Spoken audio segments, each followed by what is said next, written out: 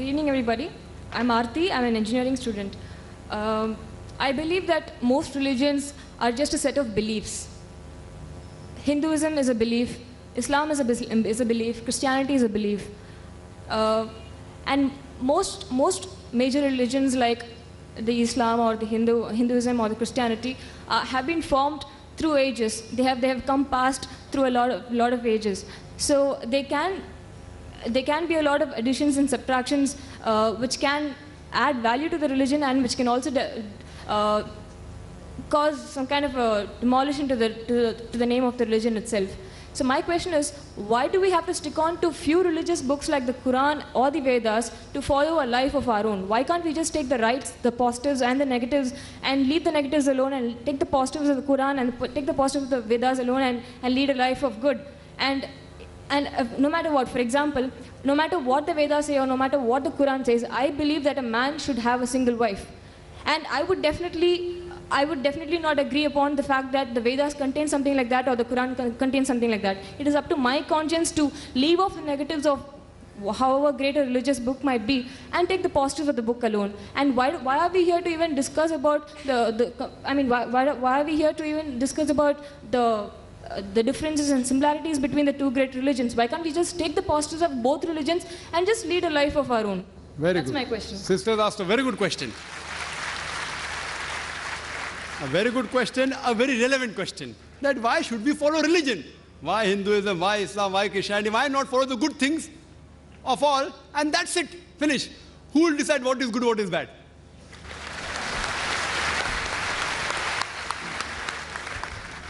For example, in America, wearing skirts and shorts is common. Western country, it is modest. So for there, wearing skirts and shorts is modest. If you wear in Chennai, if a girl walks on the streets with shorts and skirts, you will call it immodest, including you, sister. Even you say she is immodest. So what is modest in America is not modest here. When I went to America a few years back, there was a person who told me that you Indian women, you are immodest. I was shocked. Why? How come Indian women are modest? Because when you wear the sari, you show your belly. So for the American, the woman showing the belly is immodest. So who will decide? If you go to certain Muslim countries, the Arab countries, looking at a woman, staring at a woman is immodest. Here, as long as you don't touch a woman, you can talk to her, you can look at her, it's modest. Therefore, when you greet, the Indian, they say namaste without touching. In the Western countries, it is common that you shake hands. So shaking hands between a lady and a man is modesty. As long as you shake hands and don't touch any other part of the body, in some Western countries it is modest. In other Western countries, kissing a woman on the lips and the cheek is modest. In some Western countries, you can do what you want, the male and the female. As long as you do willingly, it is modest. Who will decide? Who will decide? Who will decide? If you go to America, there are nude beaches. There is a ship, I read in the Times of India 2 months back, a nude cruise.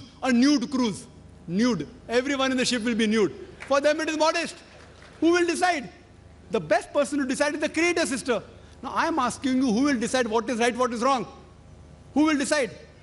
And if you say that select the best, I'm with you. I agree with you, sister. Select the best of all the religions. So that's what I've done. I've selected the best from the Vedas.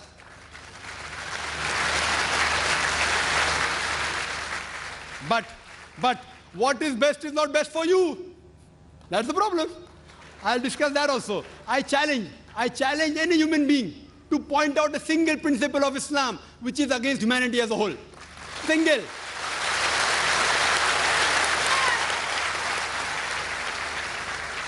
I challenge, I say, I'm not speaking on behalf of the other Muslims. I'm putting my head on the guillotine. I challenge anyone. Yes, they may be non-Muslim, may think certain thing is wrong. For example, the sister disagrees with the man having more than one wife. I'll discuss that, inshallah. After I give you the answer, you'll be convinced, inshallah, God willing. You'll be convinced. For example, if you ask a problem, 2 plus 2 is how much? If you don't know the answer, I'll give you the answer. Now, once you know the answer, you get convinced. So what do you have to discuss, sister? The things which you don't agree, you can come on the microphone and tell me, I am just a student. I'll try my level best with Allah's help to try and reply. Now, though the Vedas say you can marry more than one wife, the Christian Bible says, the Quran says. Now, you don't believe in all of them, no problem. Let's talk about logic. Sister, do you know, by nature, male and female are born in equal proportion? By nature, male and female are born in equal proportion.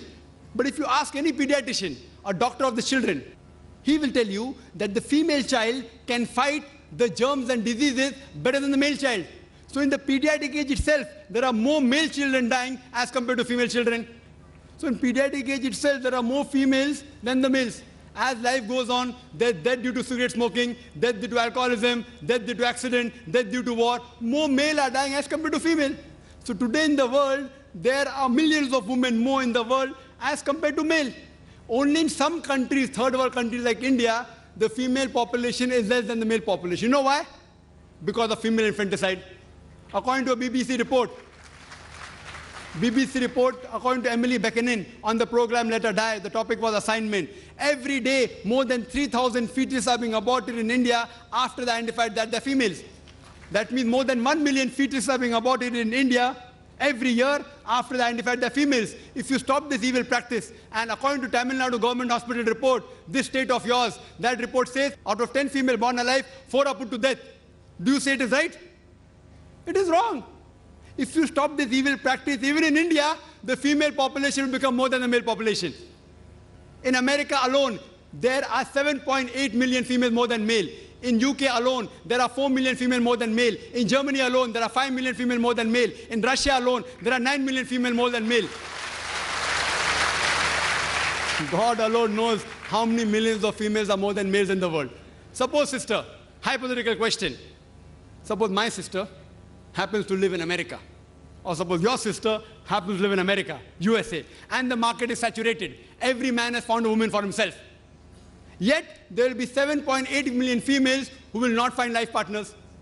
Now, only option remaining for them, for these females who have got no life partner, is that either marry a man who already has a wife or become public property.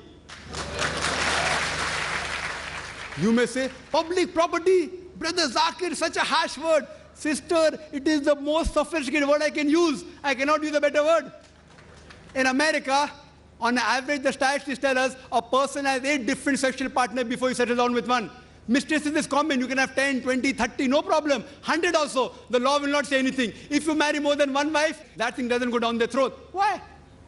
In mistresses, the woman does not get a right. She's degraded. She's dishonored. In Islam, when you have a second wife, you have to give equal rights. She has honor. She has respect. But I do agree with you, sister.